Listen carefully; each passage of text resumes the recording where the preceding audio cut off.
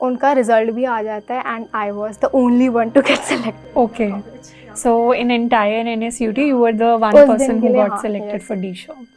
हमारे यहाँ पे कॉलेज में JP मॉर्गन आई थी, उन्होंने 8.5 का ऐसे CGPA ऐसे रखा था क्राइटेरिया OA में बैठने के लिए। बट जब उन्होंने फाइनली ऐसे OA के लिंक भेजे थे मेल के ओवर, तो उन्होंने उन्हीं स्टूडेंट्स को भेजे थे जिनका 8.8 एंड अबव CGPA था। Okay.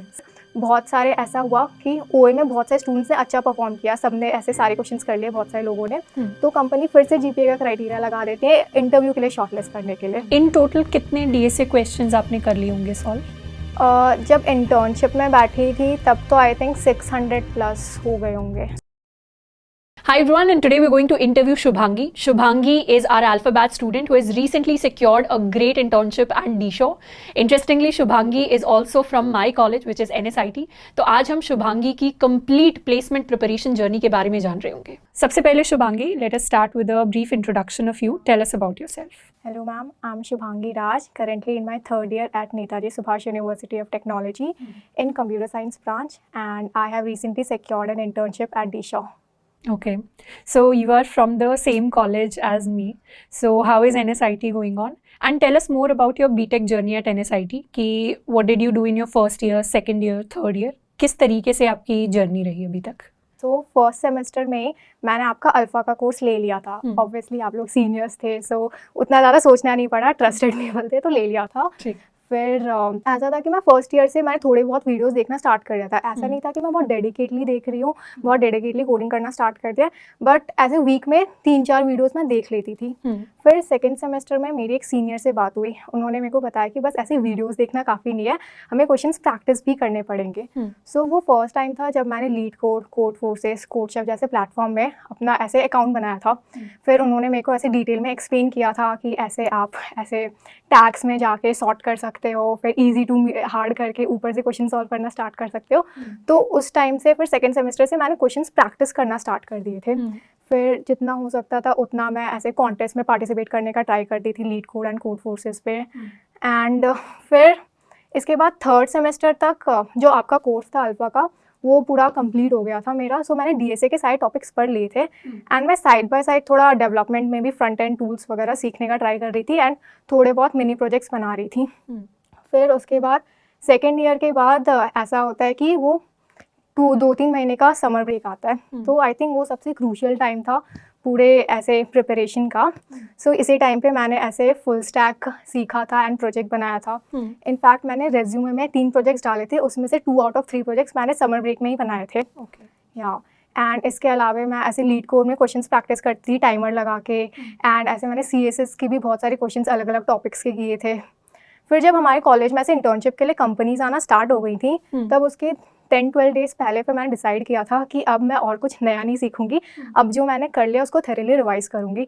सो इस टाइम पे मैं एक्चुअली ऐसा करती थी, पहले मेरे को कोई भी एजुकेशनल प्रॉब्लम्स मिलते थे जो कि ऐसे जिनका ऐसे किसी दूसरे क्वेश्चन में उनका अप्रोच यूज़ हो सकता है, तो फिर मैं उनको अच्छे से लिख लेती थी, नोट्स वगैरह बना लेती थी। तो ये लास्ट 10 डेज में मैं वही सब रिवाइज़ कर रही थी, अच्छे से पूरे DSA के नोट्स वगैरह रिवाइज़ कर रही थी। इसके अलावा मैं CS फंडामेंटल्स जैसे वाले सब्जेक्ट्स जो हैं लाइक OS एंड DBMS, तो उसको भी अच्छे से रिवाइज़ किया।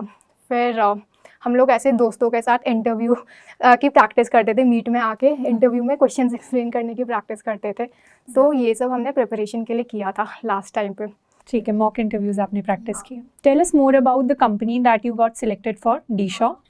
What is the package that has been offered for the stipend, and what was the interview process of D-Show? कितने rounds of interview रहे, कितने coding test रहे, किस तरीके के सवाल आए? Tell us all about that. So D-Show is a fintech company and उन्होंने ऐसे इंटर्नशिप के लिए उनका जो स्टाइपेंड था that was 1.5 लाख। एंड इसके अलावा about the interview process, so for me it was an on campus internship opportunity. So सबसे पहला जो स्टेज था that was online assessment. उसमें 3 क्वेश्चंस पूछे थे। First question was easy to medium level, second question was medium to hard level and third question was hard level. And जो इसमें first 2 question थे they were greedy plus implementation based, and जो third question है that was DP based. And सारे questions को करने का fixed time था एंड हम प्रीवियस सेक्शन के क्वेश्चंस कंप्लीट करने के बाद ही नेक्स्ट सेक्शन में जा सकते थे। तीनों क्वेश्चंस के लिए कितना टाइम दिया था OA के अंदर? फर्स्ट क्वेश्चन के लिए 20 मिनट्स था, सेकंड के लिए I think it was 40 minutes and third के लिए भी ऐसे 40 मिनट्स, 35 to 40 मिनट्स ऐसे होगा। या And then how many students got shortlisted in the first round? First round में उन्होंने ऐसा था कि आई थिंक टोटल 17 को शॉर्टलिस्ट किया था, प्लस 2 या 3 उन्होंने वेटिंग लिस्ट में रखा था. Okay. Was there an initial CGPA criteria या also? देयर वाज लाइक 7.5 का OA में बैठने का CGPA क्राइटेरिया. Okay. तो first round OA आपने clear किया. Then what was the second round? Second round जो सेकेंड स्टेज था that was offline interview round. So हमें कॉलेज में जाके TNP में जाके इंटरव्यू देना था. सो ऐसे मैं गई थी वहाँ पे एंड मेरा फर्स्ट इंटरव्यू का राउंड स्टार्ट होता है. तो सबसे पहले वो मेरे को इंट्रोड्यूस करने बोलते हैं, फिर वो मेरा रेज्यूमे अच्छे से पढ़ते हैं, फिर वो मेरे प्रोजेक्ट्स पढ़ते हैं, वो मेरे को बोलते हैं कि आप अपना जो मेन प्रोजेक्ट है वो एक्सप्लेन कर दो. सो इंटरव्यू से पहले ही मैं सारे प्रोजेक्ट्स के लिए ऐसे शॉर्ट डिस्क्रिप्शंस रेडी करके गई थी. सो वो फिर उसमें से एक चूज़ करके मैंने अच्छे से एक्सप्लेन कर दिया. फिर उसके बाद उन्होंने जो जो टेक्नोलॉजीज़ मैंने मेंशन की थी अपने प्रोजेक्ट में उसके बारे में डिटेल में पूछा कि ये आपने क्यों यूज़ किया है, कैसे यूज़ किया, आपने अपने प्रोजेक्ट में से कैसे इम्प्लीमेंट किया है. एंड ऐसे क्वेश्चन थे कि अगर आपको कोई और टेक्नोलॉजी इसकी जगह यूज़ करनी होती तो आप कौन सी करते. तो इस टाइप के क्वेश्चन थे, वो सब अच्छे से हो गया था. ठीक है. फिर उसके बाद उन्होंने मेरे से ऊप्स के क्वेश्चन पूछना स्टार्ट किए. तो स्टार्टिंग में तो उन्होंने बेसिक क्वेश्चंस पूछे, फिर वो बहुत ज़्यादा ऐसे tough questions like in depth वाले क्वेश्चंस पूछने लगे. तो मैं तो बेसिक्स ही ऊप्स पढ़ के गई थी. सो उन क्वेश्चन के आंसर्स के लिए मैं थोड़ी अनश्योर थी, तो वो वाला पार्ट मेरा उतना अच्छा नहीं गया था. फिर उन्होंने इसके बाद मेरे को एक DSA का क्वेश्चन दिया था. तो क्वेश्चन वॉज कि आपके पास एक एरे दिया हुआ है, उसको आपको उसका मीडियन फाइंड करना है एंड वो बिना सॉर्टिंग के करना है. सो इसमें फिर मैंने अपने मेरे दिमाग में जितने अप्रोचेज आते हैं मैंने अच्छे से एक्सप्लेन किया. फिर उन्होंने थोड़ा सा क्वेश्चन मॉडिफाई किया था कि आप नंबर्स की जगह स्ट्रिंग्स हैं तो फिर आप कैसे करोगे, तो वो भी मैंने अच्छे से एक्सप्लेन कर दिया था. तो फिर इसके बाद मेरा फर्स्ट राउंड ऑफ इंटरव्यू ख़त्म होता है. फिर मैं ऐसे बाहर गई इंटरव्यू के. फिर मैंने अपने सीनियर से बात की थी, मैंने उनको बताया था कि मैंने ऐसे ऊप्स के क्वेश्चन वो मेरे से नहीं हो पा रहे थे जो पूछ रहे थे. तो फिर उन्होंने मेरे को एक एडवाइस दी थी कि जब ऐसा होता है इंटरव्यू में तो तुम्हें इंटरव्यूअर को खुल के बता देना चाहिए कि तुमने टॉपिक अच्छे से नहीं पढ़ा है, तो ये इंटरव्यू के लिए भी हेल्पफुल होता है, तुम्हारे लिए भी हेल्पफुल रहेगा. सो ये वाली एक चीज़ थी जो मैंने ऐसे नोट कर ली थी. फिर ऐसे विद इन 1-2 आवर्स फिर रिजल्ट आता है फर्स्ट राउंड का. सो मेरे को सेकेंड राउंड के लिए उन्होंने क्वालिफाई नहीं किया था. Okay. So I was rejected. So obviously मैं सैड थी, बट फिर मेरा 40-50 मिनट्स में एक और OA था, तो मैं कॉलेज में वेट कर रही थी. तो फिर ये सब होने के 15-20 मिनट बाद मेरे को TNP कोऑर्डिनेटर का कॉल आता है एंड ही वाज लाइक कि शुभांगी आप वापस आ जाओ, आपके सेकेंड राउंड का इंटरव्यू होगा. ओके. सो वो सबसे टर्निंग पॉइंट था पूरे दिन का.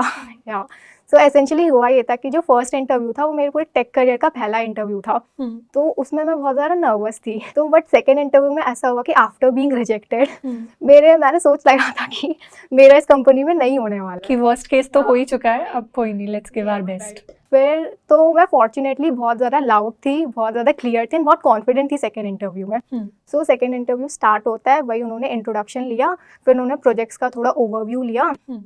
इसके बाद फिर उन्होंने मेरे से DSA का एक क्वेश्चन पूछा था. So question was based on sliding window and question था कि आपके पास एक बाइनरी एरे दी हुई है, उसमें आपको नंबर ऑफ सब एरेज बताना है जिनका सम k है. तो ये तो मैंने पहले कर रखा था, तो ये तो मैंने अच्छे से पूरा एक्सप्लेन कर दिया इमीडिएटली. फिर उसके बाद उन्होंने मेरे से एक और DSA का क्वेश्चन पूछा and that was based on greedy. So इस क्वेश्चन का नाम आई थिंक टास्क शेड्यूलर है एंड द क्वेश्चन वॉज ऐसे हमें मल्टीपल टास्क दिए हुए हैं, एक टास्क मोर देन वंस भी अकर कर सकता है एंड एक CPU साइकिल में आप एक टास्क को ही प्रोसेस कर सकते हो. एंड ये भी कंस्ट्रेंट है कि एक बार आपने टास्क किया तो उसको वापस करने के लिए आपको एटलीस्ट n साइकिल्स का वेट करना पड़ेगा. तो what is the minimum number of CPU cycles required to complete all the task. तो ये इंटरव्यू में तो मैंने फर्स्ट टाइम ये क्वेश्चन सुना था. तो फिर मैंने उनको अप्रोचेस अपनी बतानी स्टार्ट की. तो जैसे जैसे मैं बता रही हूँ ना, अगर मैं गलत अप्रोच बता रही हूँ तो मेरे को ऐसे लिख के टेस्ट केसेस बता रहे हैं कि इस टेस्ट केस में आपकी ये वाली अप्रोच फेल हो जाएगी. तो उससे मेरे को काफ़ी हेल्प मिल रही है आगे सोचने के लिए. तो ऐसे आई थिंक 15 to 20 मिनट में मैं एक राइट सोल्यूशन तक पहुँच गई थी. वो मैंने फिर एक्सप्लेन कर दिया था अच्छे से. इस पूरे प्रोसेस में उन्होंने मेरी काफ़ी हेल्प की थी इंटरव्यूअर ने. तो फिर मैंने टाइम कॉम्प्लेक्सिटी, स्पेस कॉम्प्लेक्सिटी सब अच्छे से एक्सप्लेन कर दिया. फिर उसके बाद उन्होंने मेरे से पूछा कि आपने ऊप्स पढ़ी है. तो इस बार तो मैंने बोल दिया कि मैंने बस बेसिक्स पढ़ी है, क्योंकि हमारे कोर्स में कभी ये वाला था, लाइक हमारे सेमेस्टर में कभी ये कोर्स था नहीं, तो मैं बस बेसिक्स पढ़ के आई हूँ. तो फिर उन्होंने मेरे से 1-2 ही ऊप्स के क्वेश्चन पूछे, वो भी बेसिक वाले पूछे, तो वो अच्छे से मैंने आंसर कर दिया। उसके बाद उन्होंने मेरे से ओएस के क्वेश्चंस पूछने लगे एंड ओएस में उन्होंने लाइक ओएस मैं बहुत अच्छे से पढ़ के आई थी एंड मैंने सेमेस्टर में भी बुक वुक सब पढ़ी थी, तो ओएस के उन्होंने जितने क्वेश्चन पूछे मैंने अच्छे से कॉन्फिडेंटली रिप्लाई कर दिए। सो मेरा सेकेंड राउंड ऑफ इंटरव्यू भी ख़त्म हो जाता है एंड फिर मैं बहुत कॉन्फिडेंट थी कि सेकेंड राउंड बहुत अच्छा गया है फर्स्ट राउंड से। फिर within I think 30-40 minutes उनका रिजल्ट भी आ जाता है and I was the only one to get selected. Okay. So in entire NSUT, you were the one उस दिन person के who लिए, got हाँ, selected yes. for D-Shaw. In fact, I remember in our batch when placements were going on, D-Shaw ने I think बहुत सारे लोगों को इंटरव्यू किया था, but finally I think वो 2 या 3 ही लोग लेके जाते हैं।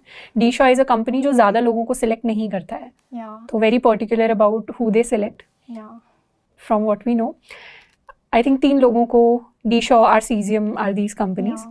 तो आपका फर्स्ट OA रहा, देन आपके 2 टेक्निकल इंटरव्यूज रहे एंड उसके बाद you got and in selected. दोनों का जो लेंथ था was around 40 to 45 minutes, both the interview separately. Okay, and they happened on different days? Interview no, on same day, both the interviews both the interviews were on the same day.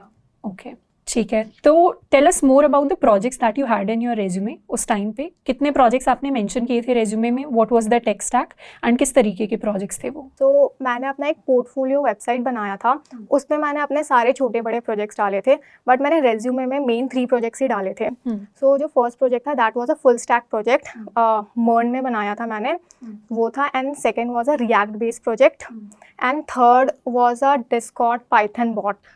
सो ये 3 projects मैंने अपने resume में mention किए थे। ठीक है। Do you think there was any wow factor in your resume?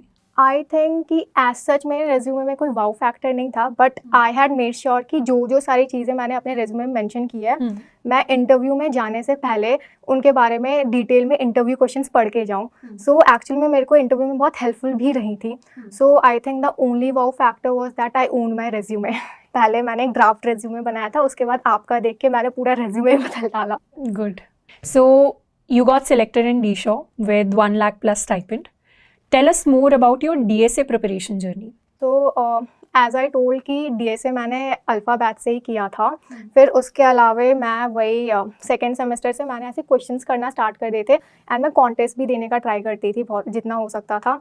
And फिर CACS के प्रॉब्लम सेट जो थे वो मैंने ऐसे लास्ट का जो टाइम था समर ब्रेक का, उसमें सॉल्व किया था। एंड उसमें काफ़ी एजुकेशनल प्रॉब्लम्स होते हैं, तो उसमें अलग अलग टॉपिक्स के, तो उसके कारण मेरे कॉन्सेप्ट्स बहुत क्लियर हो गए थे। तो यही सब था एंड मैं जितना क्वेश्चन हो सकता था उतना ट्राई करती थी करने का, एंड मैं टाइमर लगा के करती थी, तो उससे भी काफ़ी ज़्यादा वो हेल्पफुल था। Good. In total कितने DSA questions आपने कर लिए होंगे सॉल्व?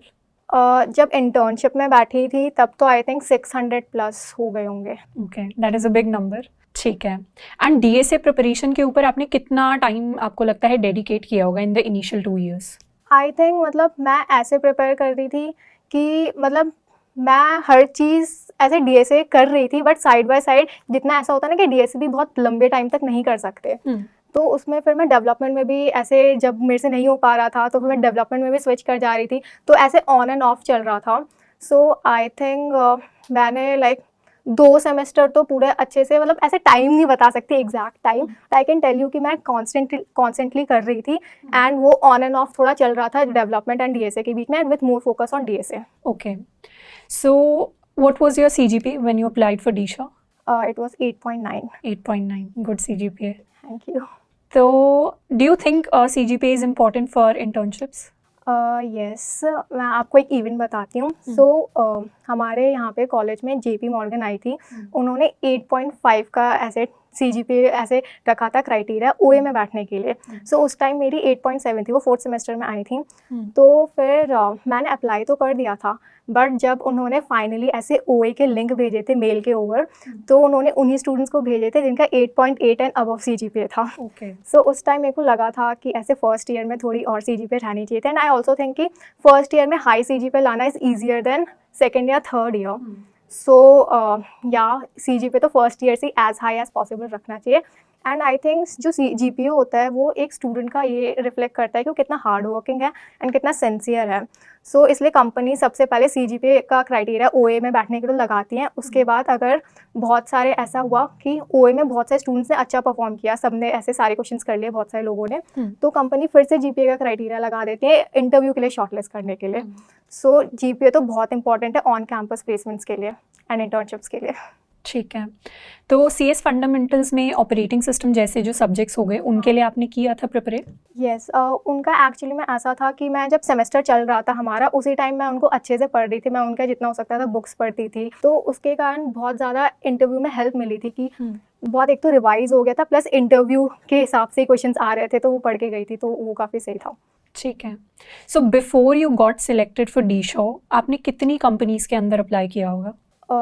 मैं सेकेंड ईयर से ही हमारे कॉलेज में बहुत सारी कंपनीज आ रही थी, तो उनमें तो अप्लाई करती थी। तो आई थिंक कॉलेज से मैंने ऐसे 10 to 15 कंपनीज़ में अप्लाई किया होगा, एंड बाहर से भी मैंने ऐसे बहुत सारी कंपनीज़ में अप्लाई किया था। ऐसे मैं स्टार्टअप्स वगैरह सब में अप्लाई करती थी लिंक्डइन पे, तो वो तो ऐसे 15 to 20 कंपनीज बाहर से होगा। ठीक है, सो DShaw was the first company that you interviewed for? Yes, actually मैं OA लिख रही थी बहुत सारों का, बट किसी में इंटरव्यू तक नहीं पहुंची थी। ठीक है, so it was first interview, first selection. Good. What was the importance of communication skills in interviews? I think मतलब कम्युनिकेशन स्किल्स तो इम्पॉर्टेंट है personal as well as professional life के लिए। सो इंटरव्यू में बस ये होता है कि आपको एक्सप्लेन करना, मतलब DSA डेवलपमेंट वो सब तो अच्छा होना ही चाहिए, नो डाउट, बट कम्युनिकेशन से ये होता है कि अब आपको जो चीज़ें आती हैं वो अब आप सामने वालों को कम्युनिकेट भी कर पा रहे हो, तो बहुत ज़्यादा इंपॉर्टेंट होता है। अगर वही नहीं कर पा रहे हो तो फिर तो फ़ायदा ही नहीं होता है इंटरव्यू का, फिर वो रिजेक्ट ही हो जाते हैं। सो वो communication skills are very important. How did you work on your communication skills? या आपके पहले से ही अच्छे थे कम्युनिकेशन स्किल्स इंग्लिश में? ऐसा नहीं है कि पहले से ही अच्छे थे, बट ऐसा आई टोल्ड यू कि हम लोग ऐसे दोस्तों के साथ मीट में बैठ के मॉक इंटरव्यूज़ करते थे, ऐसे एक्सप्लेन करने का प्रैक्टिस करते थे कि वहाँ पे इंटरव्यू में कैसे एक्सप्लेन करेंगे, तो दैट हेल्प्ड। एंड उसके अलावा तो आई थिंक इंटरव्यू में जब पहली बार जाते हैं एंड बैठते हैं तो सब हो ही जाता है, मतलब अगर चाहते हैं तो सब हो जाता है, ऐसे कुछ ज़्यादा नहीं लगता उसमें। ठीक है, how did you balance your academics along with technical preparation? Actually मैं GPA को भी ट्राई कर रही थी जितना हो सके उतना रखने का, प्लस जो उसके अलावा टाइम मिलता था उसमें मैं DSA या डेवलपमेंट करती थी। फॉर एग्जांपल लाइक जैसे मिड सेम होते हैं हमारे, तो मेरे हिसाब से कि एक तो आपको क्लास में बहुत ज़्यादा अच्छे से सुनना पड़ेगा। ऐसा नहीं कि आप क्लास में अटेंडेंस, हमारे कॉलेज में तो 75% अटेंडेंस का है, तो अटेंड करना पड़ता है। तो अगर आप क्लास अटेंड कर रहे हो तो फिर आप क्लास में बैठ के सुनो, अगर उसमें आप नहीं सुन रहे हो तो बहुत बड़ा टाइम वेस्ट है। सो मैं तो वही ट्राई करती थी कि क्लास में जितना हो सके उतना पढ़ लूँ। उसके अलावा जब एग्ज़ाम्स आ रहे होते थे तो मिड सेम के ऐसे 2 वीक्स पहले से पढ़ना स्टार्ट कर दो, एंड एंड सेम के अराउंड 1 महीने पहले से। उसके अलावा जो टाइम बचता है उसमें तुम अपना स्किल डेवलपमेंट करो कि लाइक DSA पढ़ लो, अच्छे से डेवलपमेंट कर लो। सो इस टाइप से मैं टाइम डिवाइड करती थी। ठीक है, when you finally got selected for the internship, what was your parents reaction then? Obviously they were very happy. So उस टाइम मैं ऐसे कॉल करके बताती हूँ पापा हो गया, मम्मी हो गया, दे वर लाइक जल्दी घर आओ सेलिब्रेट करेंगे। So obviously they were very happy. Tell us more about your JEE journey. आपने JEE के लिए प्रिपेयर किया था, उसके बाद you came to NSIT। What were the expectations and what now that you've already experienced it, what is the reality of getting internships? About internships और मतलब as a JEE student आपकी क्या एक्सपेक्टेशंस थी कि किस तरीके की प्लेसमेंट लगेगी, कॉलेज लाइफ कैसी होगी versus what it actually is? कितना मैच कर रहा है, कितना? अबाउट दैट आई थिंक जब मैं कॉलेज में एकदम नई नई आई थी तब मैंने ये तो ऑब्वियसली सुना था कि प्लेसमेंट्स अच्छे हो जाएंगे, वो देख लेंगे, बट मैंने बहुत सीनियर से ये भी सुना था कि तुम फर्स्ट ईयर में मज़े कर लो, फिर उसके बाद तुम देख लेना कि उसके बाद तो हो ही जाता है सबका, कुछ ना कुछ हो ही जाएगा। अब NSUT में आए हैं तो कुछ ना कुछ हो जाएगा। बट फिर ओवर द टाइम मैंने यही रियलाइज़ किया कि ऐसा नहीं है कि बस तुम कॉलेज में आ गए तो तुम्हारा कुछ ना कुछ हो जाएगा। इट्स लाइक कि हमेशा first year, in fact first day से वर्क करना पड़ेगा, तभी फिर ऐसे अच्छे कंपनीज मिलेंगे, फिर अच्छी इंटर्नशिप मिलेंगी। मेरे को इंटर्नशिप का पता भी नहीं था, वो तो मेरे को बाद में पता चला कि ऐसे सेकेंड ईयर के बाद इंटर्नशिप आती है। सो आई थिंक यही है कि बहुत लोगों को ऐसा लगता है ना कि ऐसे कॉलेज अच्छा मिल गया है तो हो गया, उनकी लाइफ सेट है, बट ऐसा नहीं है। मेरे बहुत सारे ऐसे जानने वाले हैं जो कि अभी भी स्ट्रगल कर रहे हैं। तो ऐसे इनफैक्ट हमारे कॉलेज में भी ऐसे बहुत कम लोगों को इंटर्नशिप लगती है, बहुत कम लोगों की अच्छी प्लेसमेंट लगती है, तो ऑब्वियसली हमें वर्क करना पड़ेगा even after getting a good college. Throughout your entire internship preparation journey, did you make any mistakes जो अगर आपको चांस मिले तो आप undo करना चाहोगे अपनी जर्नी में? मैंने जैसा कि आपको बताया था कि JP मॉर्गन आई थी, तो उस टाइम मेरे को ऐसा लगा था कि मेरे को फर्स्ट ईयर में थोड़ी और बेटर CGPA लाने का ट्राई करना चाहिए था, बिकॉज फर्स्ट ईयर में हाई GPA लाना is the easiest as compare to second and third.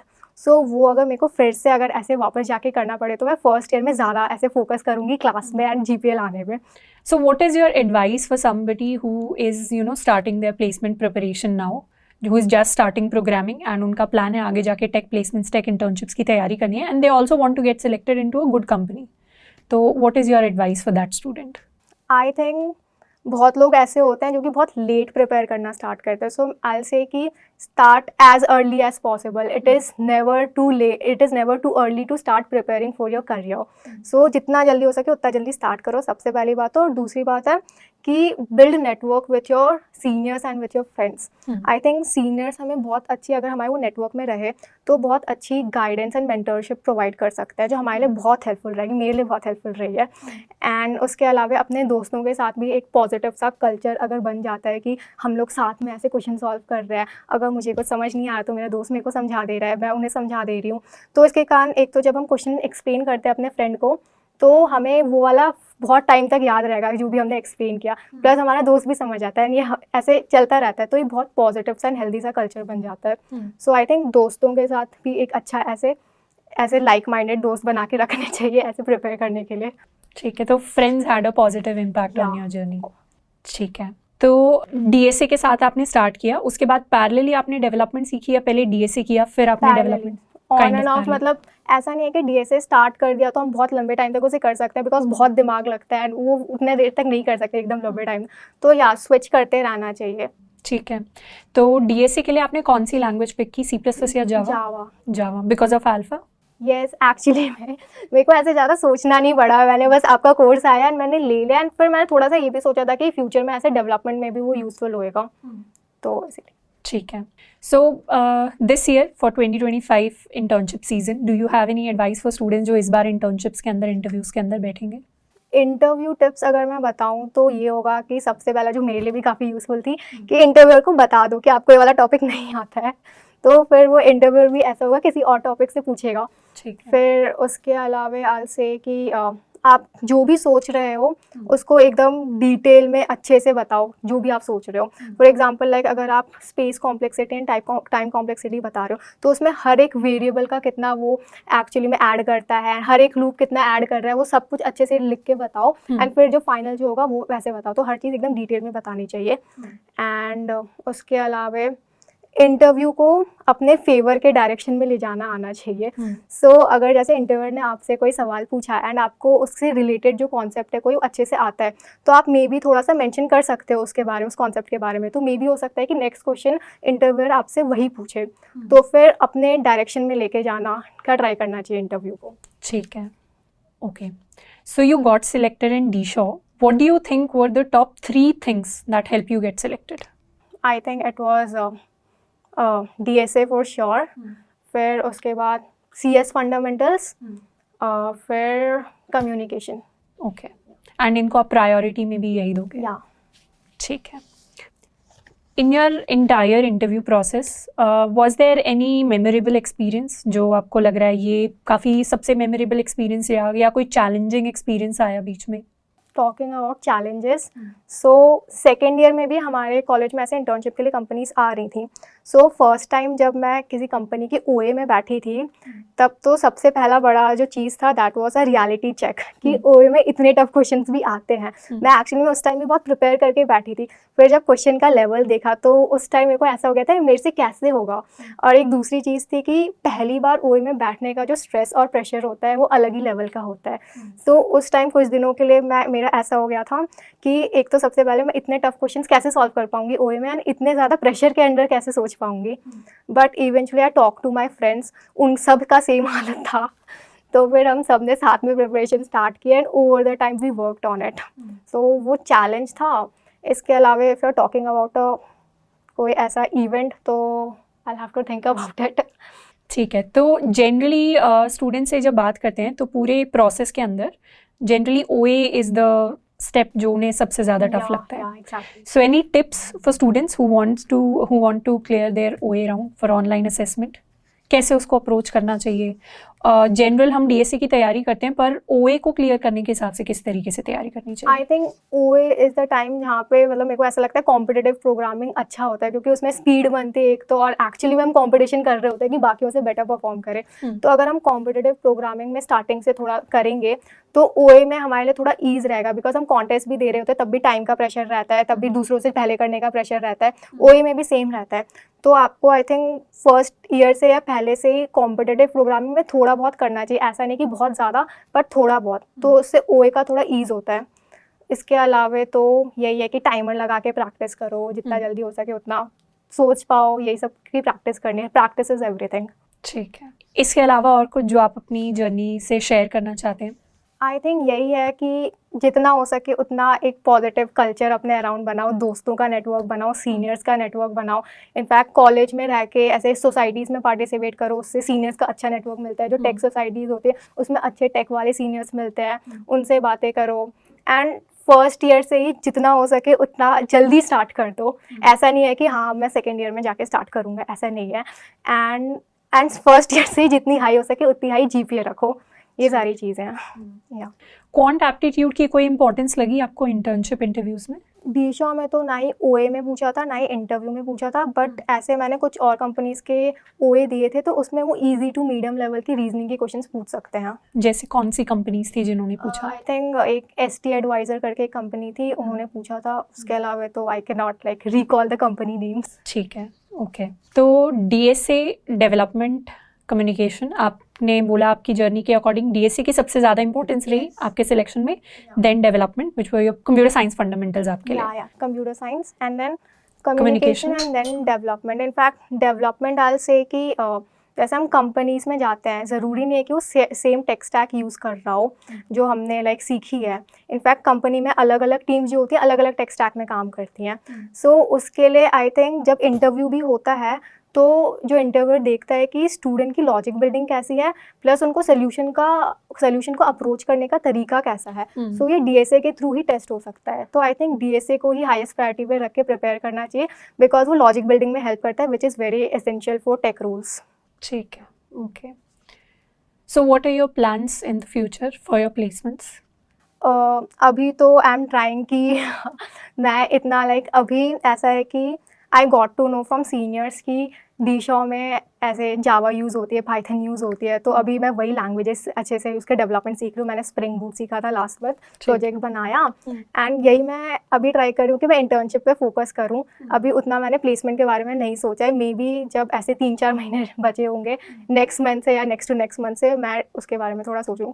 हाँ या इनफैक्ट अभी भी मैं ऐसे जितना हो सका है उतना क्वेश्चन प्रैक्टिस कर रही हूँ। हर दिन का POTD करना, एंड इनफैक्ट CACS में अलग अलग टॉपिक्स के और क्वेश्चन प्रैक्टिस करना। सो क्वेश्चन तो मैं प्रैक्टिस कर रही हूँ, ऐसे एकदम प्रिपरेशन मोड में नहीं कर रही, बट जितना हो सकता है उतना कर रही हूँ।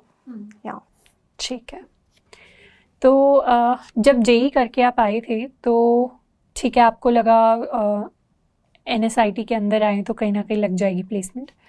As a first year student क्या एक्सपेक्टेशन थी कि किस तरीके से करनी पड़ेगी इंटर्नशिप की तैयारी, या किस तरीके से लगती होंगी इंटर्नशिप्स या प्लेसमेंट्स?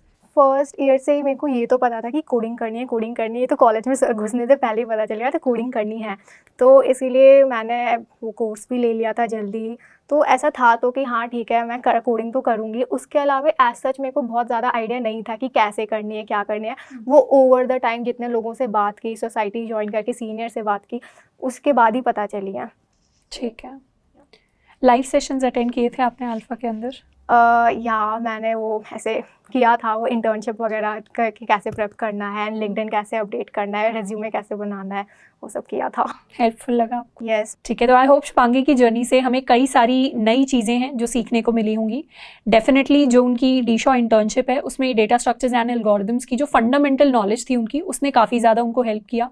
मेजॉरिटी जो उनके टेक्निकल राउंड्स थे, ऑनलाइन असेसमेंट था, they were focused on DSA। So it is very crucial कि हमें पहले से थोड़ा आइडिया हो कि जिन भी कंपनी कंपनीज के लिए हम अप्लाई कर रहे हैं वो कौन सी स्किल डिमांड करती हैं। तो D E Shaw as a company was demanding data structures and algorithms जो उनके काफ़ी स्ट्रॉन्ग थे, and that is how she was able to clear all of the rounds and that is how she was able to get that internship. And इतने सारे students में she was the sole student who got the internship from NSIT, which is a really big achievement in itself. तो शुभांगी ने काफ़ी ज़्यादा मेहनत एक तो अपने कॉलेज डेज के अंदर डाली है। फर्स्ट ऑफ ऑल CGPA शुरुआत से अच्छा सा मेंटेन करके रखा है। उन्हें पहले से पता था she wants to prepare for tech placements and internships, तो तैयारी उन्होंने काफ़ी पहले से स्टार्ट की। अर्ली अगर हम तैयारी को स्टार्ट करते हैं तो वो लॉन्ग टर्म में हमें बेटर रिजल्ट्स देता ही देता है। We end up getting a good internship and उसके बाद our chances of getting a good placement also increase. उसके साथ में she focused on DSA and साथ के साथ पैरेलली उन्होंने अपने प्रोजेक्ट्स के ऊपर, कंप्यूटर साइंस फंडामेंटल्स के ऊपर, कम्युनिकेशन के ऊपर भी काम किया। तो 3-4 चीज़ें हैं जो एज अ स्टूडेंट हमें बैलेंस करके चलनी होती है, एंड उसके बाद जैसी एक अच्छी अपॉर्चुनिटी आती है उसके लिए वील डेफिनेटली गेट सिलेक्टेड। तो the message is to be prepared and to know in advance की कौन कौन सी स्किल्स होंगी जिनके ऊपर हमें काम करना पड़ेगा। हमें ये पता होना चाहिए हम किस तरीके की कंपनीज को टारगेट कर रहे हैं और उनके लिए कौन से स्किल सेट को हमें तैयार करना पड़ेगा। तो आई होप कि शुभांगी की जर्नी से हम काफ़ी सारी इंस्पिरेशन है जो लेंगे एंड अपनी टेक्निकल प्रिपरेशन जो जर्नी है उसके अंदर भी डालेंगे। आज के लिए इतना ही, मिलते हैं नेक्स्ट इंटरव्यू के अंदर। Till then keep learning and keep exploring.